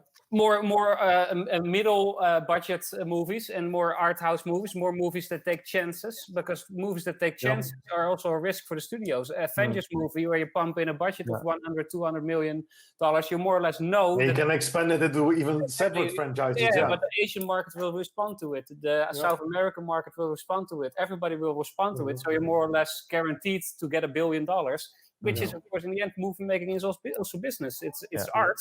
But it turned into a business, just like, for example, football was before the gentle sport, the elite sport, and now it's also just business. It's all money. But then you see also this development with these streaming agencies like Netflix, who are also producing now high-end movies with high-end directors and actors, but also he's still garbage. with movies like Roma. Like Yeah, that's where they go now. Yeah, because they don't get the space anymore from the big studios, the traditional big studios for the cinemas. So those directors say like, okay, I can't have that creative freedom. Then I go to a Netflix that just say like, hey, here you have the money, carte blanche, go. Yeah, but I wonder if I think they started this with Roma, and there are some other like more art house kind of style movies on these streaming service. But also now you see that the newest movies that came out on Netflix, whatever, also with Chris Hemsworth, also like action movies, also not like high quality movies, maybe but story wise or it's a mix, I think. But the future of quality movie is, I think, at those kind of streaming platforms. Yes, I think so too. Yeah. But that was interesting discussion. We're running towards the 2 hours now. It's not too bad. Let's end this with a little quiz. Sven, you got a little quiz prepared. 3 questions, I think. I have 4. Well, I saw now 3 Italian movies. So let's see. Are you gonna do the Italian quiz one or not? Parlo italiano, sì. Okay, good. Un quiz italiano. After all those lessons, come on, you should speak Italian now. Siete pronti adesso? Claudia is also competing in the quiz, or not? Claudia can also compete in the quiz. Okay. I'm bad. What is it about, actually? French movies. French movies, yeah. That would be nice, yeah. Everybody ready? We're going to start. First question is a ABC question. So you have to choose A, B, or C. It's quite an easy one if somebody was listening carefully to what Bas was saying at the beginning of this broadcast. Because the question is, which country did win the most Oscars since the category Best International Feature Film is introduced in 1947? Is it A, Italy, B, France, or C, Spain? You have 3 more seconds. 1, 2, 3. And we have to show? 3 times A. You all have 1 point. But now comes the other question. You have 3 seconds to answer. How many awards did the country win? Oh. For movie or also actors? Movie. Ah, shit. I thought it's 17. 14. Okay, Claudia is wrong in here. Thank you, Bas. Yeah, you're welcome. I thought it was 17. We go to the second question. It's a music question, of course.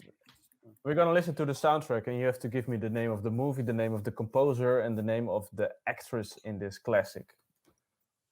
Here we go. Movie composer and actress, no? Yeah, listen to the movie. Please shut your mouth, and here we go.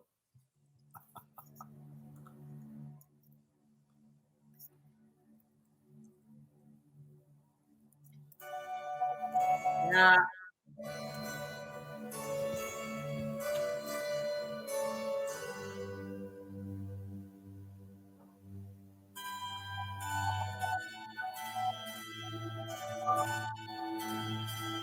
I know it. Should I throw it or what?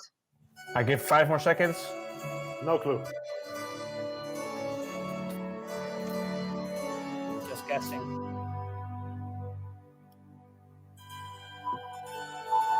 Yeah, this can be any movie. No, come on, please. Paul Verhoeven. Come on. I don't remember. All right. Koen has a big mouth about this movie, but he doesn't know. I'm thinking about Monica Bellucci and Malena, but no. Upon a Time in the West, Ennio Morricone, Claudia Cardinale. 3 points for Claudia. 1 point for Bas. 0 points for Koen, who has a big mouth about this movie. Yeah, you have to see it. Good. Okay, there we go. I always like. I taste some hate here, really. Last one. The third question. Ennio Morricone won together with another composer as the only two an honorary award, a Lifetime Achievement Award for his career in film music. He also did one in 2016, his first competitive Oscar. For which movie was that? We're gonna listen a bit to the music. got it.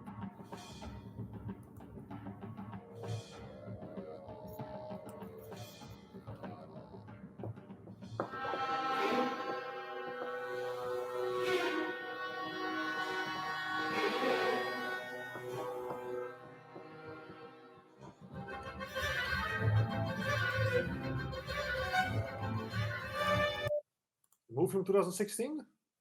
2016. The Black Swan? No. No clue. I got it. No clue. Bas. Huh? Bas. You say you got it. Hateful Eight.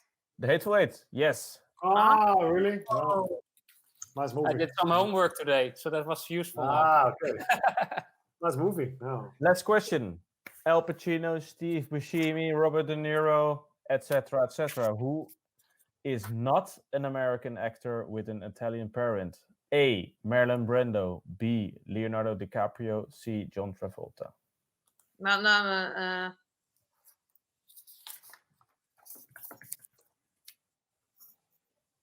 So, wat was B again? Okay. Well, yeah. Yeah, I got it. Yeah. Sven, noem het nog eens. Name him again. Marlon Brando. B was? Leonardo DiCaprio. Marlon Brando. B. Leonardo DiCaprio. C. John Travolta. Okay, I have it. 5 more seconds. 3 more seconds for the rest. This might be a tricky one. Yeah. Yeah, I was not sure. I'm also not sure. Go for C, but it could also be yes. A. I don't see it. Huh? What the hell? My phone is weird. Sorry, guys. I wrote DiCaprio, but I wrote B. It's A. Marlon Brando. Marlon Brando is correct. Ah. But what is the boss saying? I had Travolta. It's also correct. Oh. No. And DiCaprio is also correct? No? No, it's DiCaprio not. DiCaprio, I know. Yeah. But the most correct is Marlon Brando because he has not Italian blood. Travolta has his father was half Italian. Okay. But so he has Italian blood. So we need a final question because Claudia and Bas are on 5 right answers. I'm going home. Sudden death. How many movies did our big friend Luigi Benigni made? No. Oh, that's a difficult one. Okay. Yeah. Don't get an estimate. Luigi Benigni? We just have to make both get a number. Benigni. Who gets closest wins. I think I will have this question right. Yeah, you can't. You don't get an estimate. No. Otherwise, we don't have a winner. So Okay. you have 3 seconds to put a guess. Yeah. Okay. Yes, here we go. No, I. Really? It's 5? Okay, we do another number. No, that doesn't make sense. I take 4. You take 6. Okay. And the answer was 28. So okay. Last question. Okay. Ultra last question. How many Academy Awards nominations did get the film La Dolce Vita in the 1962 show? It didn't win the major one, but You already showed. I also go for 6. My God, I have something. Oh, I'm close. Claudia, Is it 50 points now? 50 points, the question. Claudia, come on, show. What is it? 6. Yeah. Yeah. What is the answer, Sven? Claudia, I don't see what you have. What do you have? Yeah, you also had 6. Yeah, okay, that's not working. Okay, I take 5. I take 5. No. It's 4. Bas is winning. Okay, I win. Hey! Again, bastard. Oh, this is hilarious. That wasn't this. You have an infinity stone or something there, or what the hell? I don't get it. Yeah, I don't get it. Bas is putting 6 and then you put 6 as well. Yeah. That was very clever. At least not to lose, you know. Like It's a safe bet. It's a safe bet. Like, yeah, I need to know I'm not losing then. Nice. But guys, I'm happy. This makes me very confident for all the quizzes to come. If I can even win a quiz where No, this is not fair. What is it? What is the next? What is the next episode? The theme? next episode, I think it was sports movies over the years 10, but I'm not sure what's the next in the schedule. The next Okay, theme. That you have to make the quiz so we can win at least some points back. I make the quiz of my theme, and that's the years 10. So there one can win at least. Yeah, that's good. This is the picture. Nice. Who's that? Nice. No, He looks like what's his name? Belushi. it's Bill Murray from. That's what I mean. Bill Murray. Yeah. It's Steve Zissou in Life Aquatic from West. That's one that I still have to see from Wes Anderson. Yeah, I also haven't seen that movie. No. You have to. That's good. Yeah. That's one of the best. I think it's one of the best. Okay, but I hear already. I'm hearing already we got another Wes Anderson fan here. So later this year, the French Dispatch comes out. So when we're going to review that, then Claudia, I think you should be on the show as well. Perfect. I have a night off. Yeah, exactly. I have a night off. Exactly. Exactly. Okay, great guys. It was very fun, this Italian masterclass for dummies. Claudia, many things. We learned a lot from you about Italian cinema. I hope you at home also did. Check out the link. Grazie, amore, grazie. Grazie. I got a little last clip to end this show with, a little music clip. But before we get to that, don't forget to like this video. Subscribe to the channel if you like what you see, because we want to make more, and if our channel grows, that becomes a lot easier. So that's about that. This was Italian Cinema for Dummies. I will end it with a clip and see you next time. If you like movies and you want to know more and other opinions and get more inspiration for what to watch, then subscribe to this channel so we can get you more inspired.